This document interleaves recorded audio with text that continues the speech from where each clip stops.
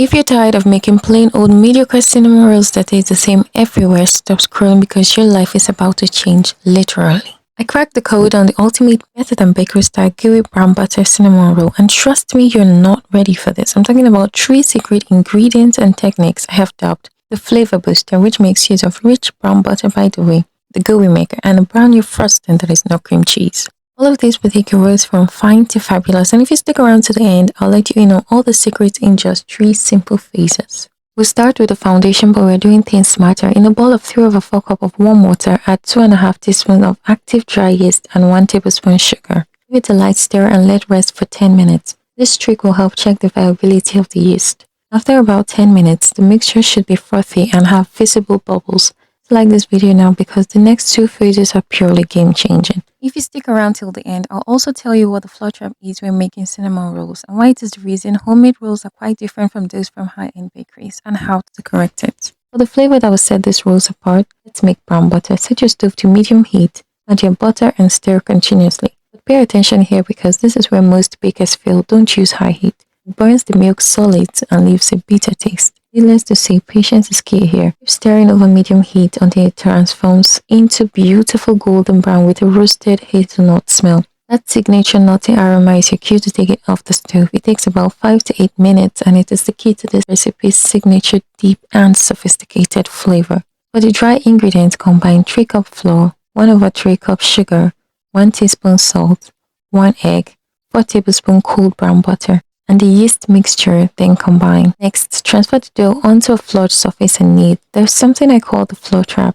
When it comes to kneading by hand, it is the urge to add more flour than necessary to the dough as a result of its stickiness. But do not fall for this trap. If the dough is too wet, add about 1 to 5 tablespoons of flour, but 1 tablespoon at a time, because dumping too much flour into the dough would shift the light and airy texture we're building. Knead for about 20 minutes by hand to an elastic and smooth dough. If you're ready for the secret gooey maker and are getting some value from this video, please like and subscribe.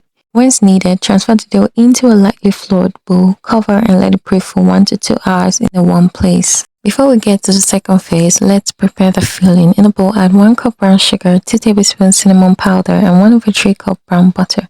Mix until well combined, then set aside. Look at this dough, it's actually alive. We just finished the first proofing. Overproofing at this stage changes the flavor and ruins the texture. 1 to 2 hours is the magic window.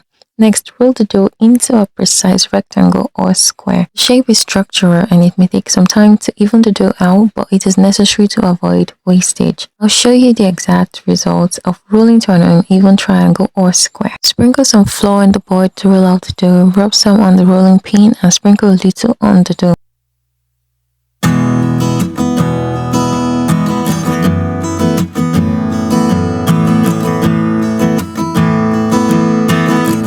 Once the dough is rolled out, spread the filling generously on the surface and roll it up tightly into a cylinder. Move from one edge or point to the other. Gently roll up the dough uniformly.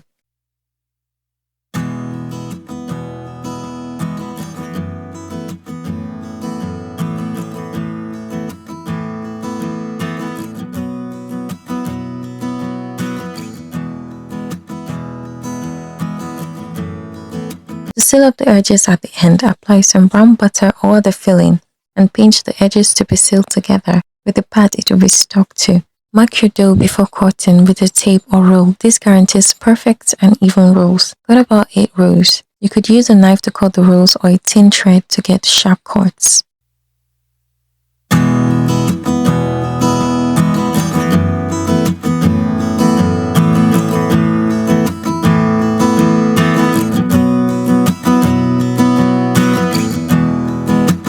It's now time for the second proofing. Place the rolls on a well-greased pan, well spaced out from each other and the walls of the pan, then cover them up for 30 minutes to proof. Can you see those uneven edges? They resulted from the uneven rectangle I made. I would have to chop them off to get even cuts. If you forget everything else in this recipe, please remember this. Just before they go in the oven after the second proofing, pour a half cup of liquid whipped cream over the top and down the sides of the rolls. This whipped cream is the gooey maker. It adds moisture and serves as an emulsifying hack that keeps every fiber of the roll tender, creating that unbelievably gooey base you find in high-end bakery. This is the secret.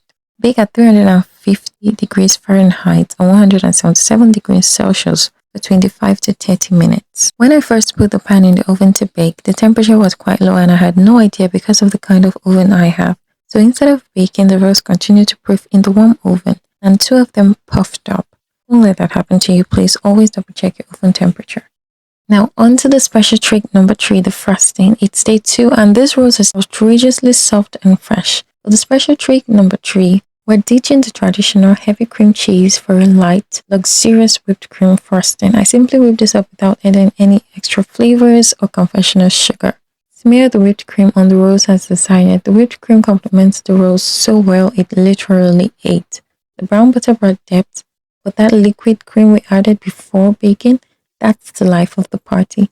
The aroma, the texture, the look, it's straight 10 out of 10. Would you try this recipe? Let me know in the comments. And if you found this helpful, please subscribe and give this video a like. If you're curious about how to make an all butter shortbread recipe just like Walker's, check out the video below or use the link in the description. Thank you for watching and see you in my next video.